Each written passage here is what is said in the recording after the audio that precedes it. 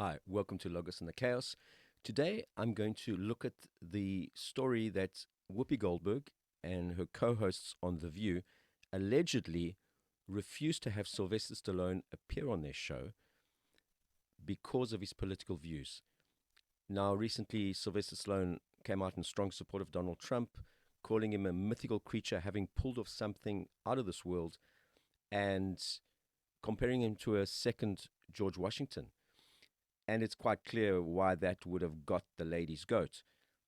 But to go to the point of cancelling and refusing to appear with him is, I would say, problematic. This cancelling goes hand in hand with other suggestions they have made, such as refusing to have family members who voted for Trump share Thanksgiving and other holidays with you. The rhetoric is that you shouldn't sit down with fascists.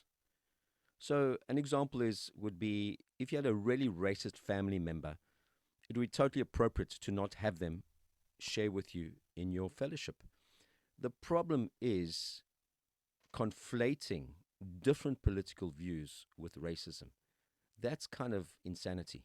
Let's have a look at a Whoopi Goldberg clip where she's clearly conflating being a supporter of Trump with being a lover of dictators, and where she's telling them where to go and where to get off. If you really feel that strongly about staying in touch with, dictators, try living in a country with one. I say, because y'all are always saying for us to go, you go find somewhere. No, I'm going to invite you to do the same.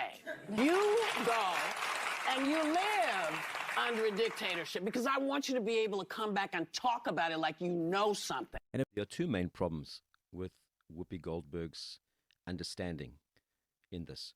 The first one is, I would call it the insanity and the evil of idealism.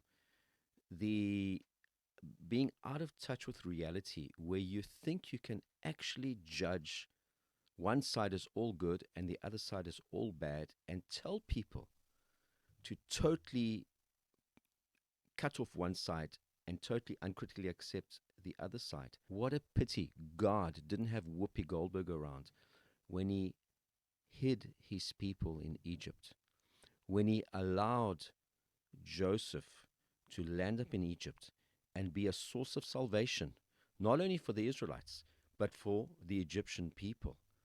And God, what a pity, because Whoopi Goldberg would have been there to correct you and said, hey, God, Pharaoh's a dictator.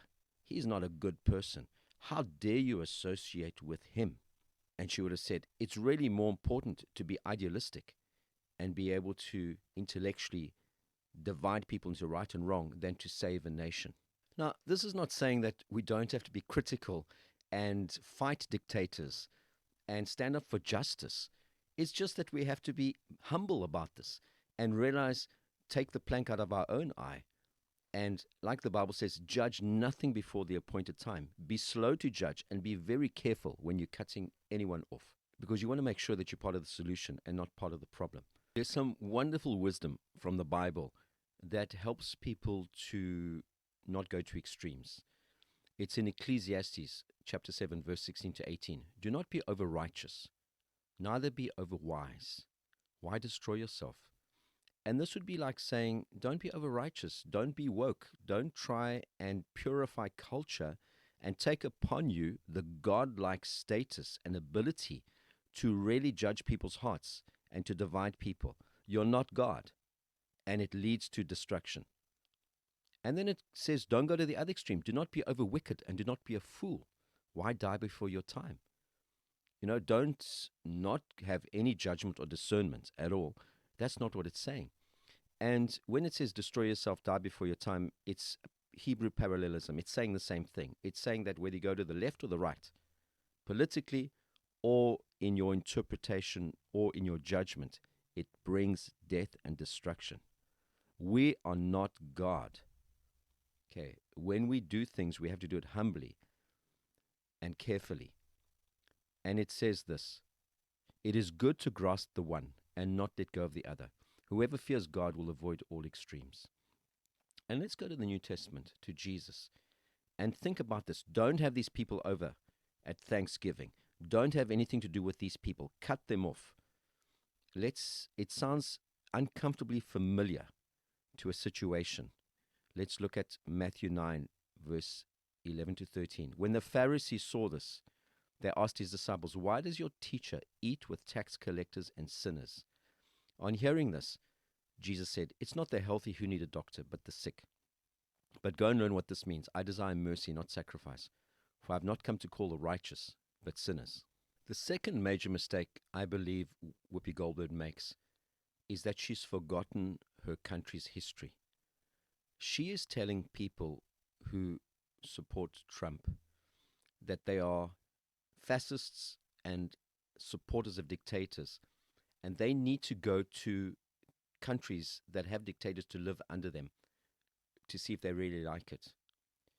But the whole point is, America, the first immigrants, were all people who had intimate experience of dictators, and they were fleeing dictators, and that's why they came to America. And that's why you have the First Amendment. The First Amendment of the American Constitution states, "Congress shall make no law respecting an establishment of religion or prohibiting the free exercise thereof, or abridging the freedom of speech or of the press, or the right of the people peaceably to assemble and to petition the government for a redress of grievances."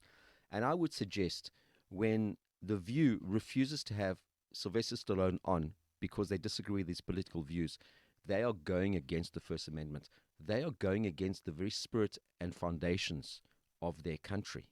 And it is disingenuous to tell people to go live with dictators, because your country has in its DNA the tears and the experience of living under dictatorship and oppression. So let me read you 3 quotes from a book of my bookshelf called Destination America: The People and Cultures That Created a Nation by Chuck Wills. And this book shows you who the first immigrants were, what their motives were, and why they designed the specific American Constitution, and why the First Amendment exists. It wasn't a thumbsuck.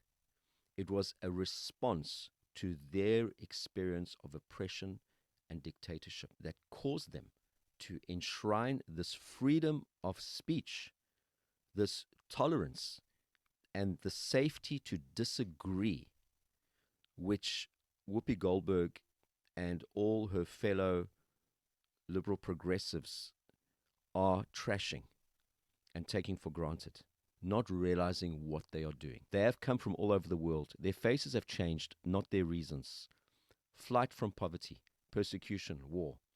Drawn by the shimmering promise of America, immigrants have been coming since America's beginning, for a better life, for their very survival. Whole communities transplanted themselves in search of liberty and land. They reached for a future denied them at home. America meant opportunity, as it still does today. Freedom to worship.